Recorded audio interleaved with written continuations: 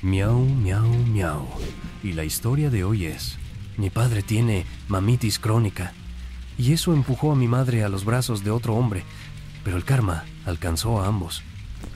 Si estás leyendo esto, probablemente sea porque buscas una historia de redención, de esas donde la familia se une después de la tormenta y todos aprenden una valiosa lección sobre el amor y el perdón. Si es así, te sugiero que dejes de leer ahora mismo. Esta no es esa clase de historia. Aquí no hay héroes, solo supervivientes y depredadores. Mi nombre es Adrián, y soy el testigo presencial de cómo una familia se autodestruye no por falta de amor, sino por un exceso de lealtades equivocadas. Se dice mucho que el dinero rompe hogares, pero en mi caso fue una mezcla tóxica de debilidad paterna, tiranía geriátrica y la ambición desmedida de una mujer que decidió cobrar su libertad a un precio que todavía estamos pagando. Para dar un poco de contexto, tengo que explicarles cómo funcionaba el ecosistema de mi casa antes de la explosión. Imaginen una pirámide alimenticia, pero de miseria emocional. En la cima estaba mi abuela paterna, una mujer que había convertido sus dolencias en un arte marcial. Debajo de ella, como un esclavo voluntario y feliz de sus cadenas, estaba mi padre, Marcelino. Y en el fondo, aplastados por el peso de esa dinámica perversa, estábamos mi madre, Graciela, y yo. La dinámica era clara y brutal. Mi padre trabajaba turnos dobles en una fábrica, rompiéndose la espalda para traer un sueldo que, en teoría, debería haber sido suficiente para vivir con dignidad. Sin embargo, el dinero tenía una extraña forma de evaporarse antes de llegar a las manos de mi madre para la comida o los servicios básicos. La razón tenía nombre y apellido, y vivía en la habitación de la planta baja.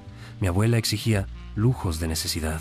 No le servía cualquier marca de pan, tenía que ser de la panadería francesa del centro. No le servía el seguro social, ella necesitaba ver al especialista privado porque el doctor del gobierno la miraba feo. Recuerdo vívidamente una tarde de martes. Mi madre estaba en la cocina, haciendo malabares para estirar medio kilo de carne molida para 4 personas.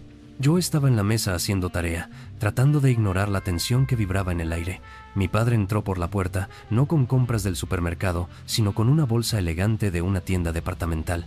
Le había comprado a mi abuela una manta eléctrica importada porque la noche anterior se había quejado del frío en las rodillas. La manta costaba lo mismo que el presupuesto de comida de 2 semanas. Mi madre no gritó. Eso hubiera sido más sano. Simplemente se quedó mirando la bolsa con unos ojos vacíos, como si su alma hubiera decidido salir a dar un paseo para no ver eso. Le preguntó a mi padre con una voz gélida si también había traído la leche que faltaba. Él, con esa sonrisa nerviosa del que sabe que hizo mal, pero espera que su buen corazón lo excuse, le dijo que se le había olvidado, pero que la manta era una oferta que no podía dejar pasar. Ese fue el momento exacto en que la perdí. No físicamente, no todavía. Pero vi cómo Graciela desconectaba el interruptor de la empatía. Empezó a cambiar. Pequeñas cosas al principio. Cambió la contraseña de su celular, un patrón complejo que limpiaba frenéticamente de la pantalla cada vez que lo usaba. Empezó a llegar tarde del trabajo, culpando al tráfico, a horas extras que no se reflejaban en la nómina o a reuniones imaginarias. Lo más alarmante fue la lencería. Un día, buscando una toalla limpia en el cuarto de mis padres porque la lavadora se había estropeado, abrí el cajón equivocado. Allí, escondido al fondo, debajo de unos calcetines viejos, había un conjunto de encaje negro con la etiqueta aún puesta. El precio marcado era de 3,000 pesos. Mi madre, la mujer que zurcía sus medias para no gastar, había gastado 3,000 pesos en ropa interior que jamás le había visto usar y que definitivamente no era para los ojos cansados de mi padre. Cerré el cajón con el corazón en la garganta, sintiendo esa náusea específica que te da cuando entiendes algo que desearías no saber. El incidente que lo detonó todo ocurrió un viernes por la noche. Graciela llegó pasadas las 10. Entró tambaleándose, no por alcohol, sino por una especie de agotamiento nervioso mezclado con adrenalina. Se dejó caer en la cama matrimonial sin quitarse los zapatos. Mi padre estaba en la cocina preparándole un té a mi abuela, como siempre. Yo estaba en el pasillo y vi que el bolso de mi madre se había volcado un poco sobre la mesita de noche. Su teléfono zumbó, la pantalla se iluminó. No pude evitarlo. La curiosidad morbosa me ganó. El mensaje era corto y devastador. El contacto estaba guardado simplemente como A. El texto decía que la extrañaba y que la espera se estaba haciendo eterna. Sentí un frío recorrer mi espalda. Ese no era el lenguaje de un colega de trabajo. Fui a la cocina. Mi padre estaba midiendo cuidadosamente el azúcar para el té de su madre. Le dije que necesitaba hablar con él, que mamá había recibido un mensaje extraño. Él ni siquiera levantó la vista. Me dijo que dejara de espiar a mi madre, que seguramente era de alguna amiga del trabajo. Insistí. Le dije que el mensaje era de un hombre. La reacción de mi padre fue patética. Se giró lentamente, con la cuchara en la mano, y me miró con una mezcla de miedo y súplica. Me dijo que ella sabía lo que hacía, que estaba muy estresada por mi culpa y por la casa, y que no necesitaba que yo inventara dramas. Su negación era un muro de hormigón. Prefería creer que su hijo era un mentiroso antes que aceptar que su esposa estaba buscando fuera lo que él le negaba en casa. Me di cuenta de que él no confiaba en ella. Simplemente se había rendido de antemano. Era un cobarde disfrazado de marido comprensivo. Las siguientes 48 horas fueron un estudio en silencio. Graciela se levantó al día siguiente antes que nadie. Cuando desperté, sentí un vacío extraño en la casa. Fui a la habitación de mis padres. La cama estaba hecha, pero de una forma impersonal, casi militar. Abrí el armario. Faltaban cosas, no todo, lo cual era curioso.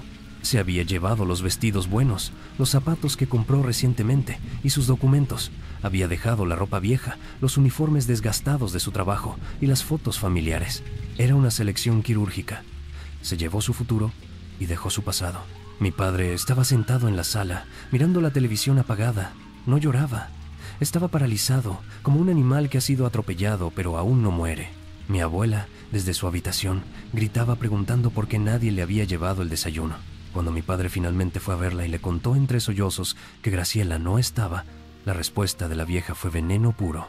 Le dijo que era mejor que se hubiera ido, que esa mujer nunca lo mereció y que solo le traía problemas. Mi padre asentía mientras ella le acariciaba la cabeza, volviendo a ser el niño pequeño que nunca dejó de ser.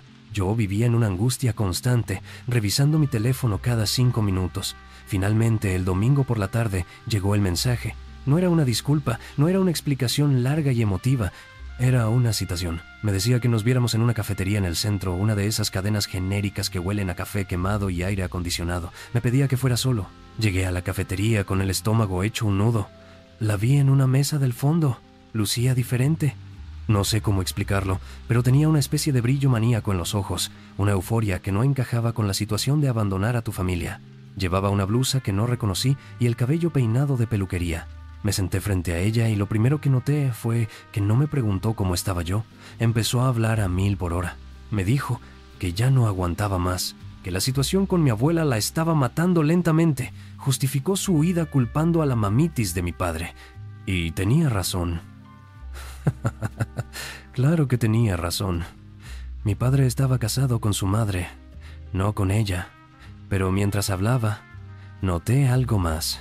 Se vendía a sí misma como una víctima que se liberaba de sus cadenas, como una heroína de película romántica que busca su felicidad. Pero sus manos, manicuradas con un diseño costoso, delataban otra historia. Le pregunté de dónde había sacado dinero para todo eso, señalando su ropa nueva y su bolso. Ella evadió la pregunta con una risa nerviosa y me dijo que tenía ahorros, que había planeado esto. Hablaba de su futuro, de sus planes. Yo no estaba en la ecuación. Me di cuenta con un dolor sordo en el pecho de que, para mi madre, yo era parte del paquete de su vida anterior, un mueble más que había decidido dejar atrás junto con la ropa vieja y las deudas. Me prometió que estaríamos en contacto, que cuando se estableciera me buscaría. Pero sus ojos miraban por encima de mi hombro, hacia la puerta, como si esperara algo mejor que su propio hijo. Ese algo mejor apareció unas semanas después, cuando comenzó lo que yo llamo el espejismo de Marcos. Mi madre me llamó y me dijo que quería que conociera a alguien. Pasó a buscarme, no en el transporte público, sino en una camioneta pick-up del año, brillante y enorme. Al volante estaba él, Marcos Morales. Marcos era la personificación de la banalidad del mal burocrático. Tenía ese tipo de sonrisa que no llega a los ojos, dientes demasiado blancos y un apretón de manos que se sentía como si te estuviera vendiendo un seguro que no necesitas. Trabajaba en alguna dependencia de gobierno, manejando contratos de construcción o algo turbio por el estilo. Me llevaron a ver una casa en construcción en una zona residencial nueva. Mi madre caminaba por la obra negra como si fuera el Palacio de Versalles, señalando dónde iría la cocina integral y dónde pondrían el jacuzzi. Marcos me trataba con una condescendencia insoportable. Me preguntaba por mis estudios y me decía que, si necesitaba algo, él tenía contactos. Me compró un refresco y me habló de hombre a hombre, dándome a entender que ahora él cuidaría de mi madre como mi padre nunca pudo. Yo rechacé su oferta implícita de ser comprado. Me sentía sucio solo de estar cerca de él. Mi madre, cegada por el brillo de las promesas y la camioneta nueva, no veía que Marcos la miraba como quien mira un trofeo, no a una compañera. El tiempo pasó de una forma cruel. Saltamos 2 años en el futuro. La situación en mi casa se volvió un infierno silencioso. El deterioro de mi padre era evidente y lamentable. Había envejecido 10 años en 2. Sin el ingreso de mi madre y con los gastos de la abuela aumentando, vivíamos al día. Mi padre se convirtió en el enfermero de tiempo completo de la abuela, limpiándola, alimentándola y soportando sus insultos, porque ahora que él no tenía esposa, la abuela se sentía con el derecho absoluto de monopolizar cada segundo de su existencia. Llegó el día de mi graduación de la universidad. Fue un evento agridulce. Mi padre fue, con un traje que le quedaba grande porque había perdido mucho peso. Se sentó en la grada, aplaudiendo débilmente, pero la silla vacía a su lado gritaba la ausencia de Graciela más fuerte que cualquier presencia. Yo le había enviado la invitación, le había mandado mensajes, todos quedaron en visto. La rabia me impulsó a buscarla. Sabía dónde trabajaba Marcos, o al menos dónde solía tener su oficina. Fui allí, decidido a confrontarla, a preguntarle por qué su nueva vida maravillosa no tenía espacio para 1 hora en la graduación de su único hijo. Encontré a Marcos saliendo del edificio. Estaba solo. Cuando me vio, su expresión no fue de bienvenida, sino de fastidio. Le pregunté por mi madre. Él soltó una risa seca, sin humor. Me dijo, con una frialdad que me heló la sangre, que ella ya no vivía con él, que hacía meses que la había echado. Me quedé paralizado. Le pregunté por qué. Él se encogió de hombros y me dijo que mi madre tenía mañas que él no estaba dispuesto a tolerar. No me dio detalles, simplemente se subió a su camioneta y se fue, dejándome en la acera con la certeza de que mi madre no se había ido a buscarse a sí misma, sino que había sido desechada como un juguete roto. Me tomó 3 días localizarla. No estaba en la zona residencial, ni en un departamento de lujo. La encontré en un motel barato en las afueras de la ciudad, de esos que alquilan habitaciones por semana a gente que no tiene a dónde ir. Cuando me abrió la puerta, apenas la reconocí. El brillo maníaco había desaparecido, reemplazado por una desesperación frenética. La habitación era un caos de maletas abiertas y ropa tirada. Estaba haciendo el equipaje. No me abrazó, no me preguntó por la graduación. Empezó a hablar atropelladamente, diciendo que tenía que irse, que esta ciudad le quedaba chica. Me reveló su nuevo plan. Se iba a Estados Unidos. Había conocido a un nuevo hombre en línea, un americano que le prometía el cielo y las estrellas. No había nombres, no había detalles concretos, solo la urgencia de huir. Me di cuenta de que estaba repitiendo el ciclo, buscando otro anfitrión parásito para sobrevivir. Intenté detenerla. Le dije que era una locura, y entonces, en un momento de crueldad defensiva, porque quería herirme para que la dejara ir, me soltó la verdad. La verdadera razón por la que tenía dinero cuando se fue de casa, la razón por la que Marcos la había echado. No eran ahorros. Antes de irse de casa, mi madre había falsificado la firma de mi padre en un pagaré y había sacado un préstamo masivo a nombre de él con una financiera de esas que cobran intereses usureros. Se había llevado 50,000 pesos de deuda a nombre de mi padre para financiar su escape y su vestuario nuevo. Y con Marcos, había intentado hacer lo mismo. Había tratado de acceder a sus cuentas bancarias y él la había atrapado. Me quedé helado. La mujer frente a mí no era una romántica empedernida buscando amor. Era una estafadora financiera que utilizaba a los hombres como escalones.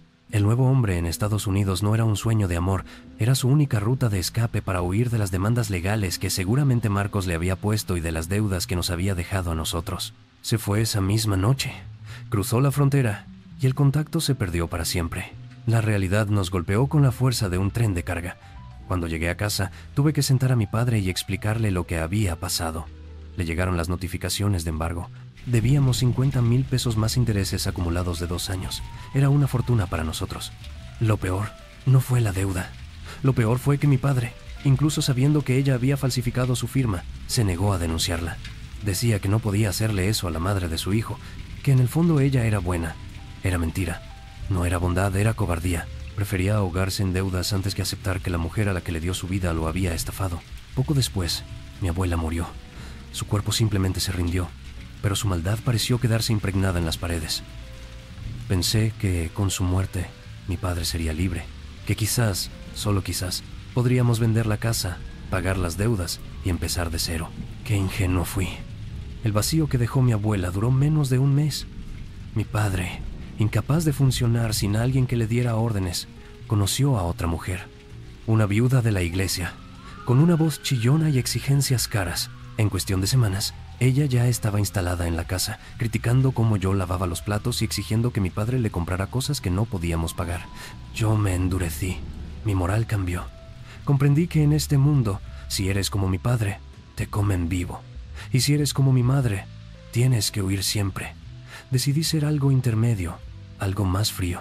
Ahora tengo un título universitario que no puedo ejercer plenamente porque tengo que trabajar en 2 empleos mediocres para ayudar a pagar la deuda del préstamo de mi madre, porque los intereses están a mi nombre como aval solidario, que ni siquiera sabía que era otra firma falsificada. La historia no termina con un abrazo. Termina hoy, viernes de quincena. Estoy en mi cuarto, contando el dinero que acabo de ganar. Debería entregarlo para la casa, para ayudar a mi padre con la nueva señora y sus caprichos, pero no lo haré. Separo una parte significativa y la escondo dentro de un viejo libro de anatomía hueco que tengo en mi estantería. Miro hacia la puerta cerrada y escucho a mi padre abajo, riendo sumisamente ante un regaño de su nueva dueña. No voy a salvarlo. No puedo salvarlo. Él eligió su veneno. Yo solo estoy asegurándome de tener suficiente capital para cuando sea mi turno de huir, pero a diferencia de mi madre, yo no dejaré deudas a nadie. Solo dejaré polvo. Me he convertido en un legal malo, velando únicamente por mí mismo, porque aprendí de los mejores que el amor familiar es solo una transacción fallida, donde el más tonto paga la cuenta. La familia. Ese maravilloso constructo social diseñado para que la neurosis se transmita de generación en generación con la eficiencia de un virus aeróbico. Es fascinante, ¿no les parece? Observar cómo estos pequeños mamíferos se despedazan entre sí bajo la bandera del afecto. El padre, un mártir masoquista que confunde la servidumbre con la virtud. La madre, una parásita financiera disfrazada de Madame Bovary de supermercado. Y el hijo. Bueno, el hijo es el producto final de la línea de ensamblaje, una criatura endurecida que ha aprendido que la única forma de ganar el juego es hacer trampa antes que los demás. Lo que verdaderamente deleita mi paladar cínico es la absoluta falta de originalidad en su sufrimiento. Todos creen que su tragedia es única, griega, casi cósmica, pero no es más que aritmética básica. Debilidad más depredación es igual a miseria. La madre no buscaba amor. Buscaba un cajero automático compulso. El padre no buscaba una esposa, buscaba una segunda madre que lo castigara. Y Adrián cree que es diferente porque esconde billetes en un libro, pero solo está perpetuando el ciclo del secreto. La manzana no cae lejos del árbol, simplemente rueda un poco hacia la sombra para que nadie la vea pudrirse. Y aquí es donde los miro a ustedes, queridos voyeristas de la desgracia ajena, y les pregunto con genuina curiosidad antropológica: si revisaran ahora mismo los cajones de su propia moralidad, ¿encontrarían lealtad real? ¿O simplemente el miedo a quedarse solos con sus propias deudas emocionales? ¿Cuántos de ustedes están pagando la factura de un amor que en realidad es solo una estafa piramidal de la que no tienen el valor de salirse?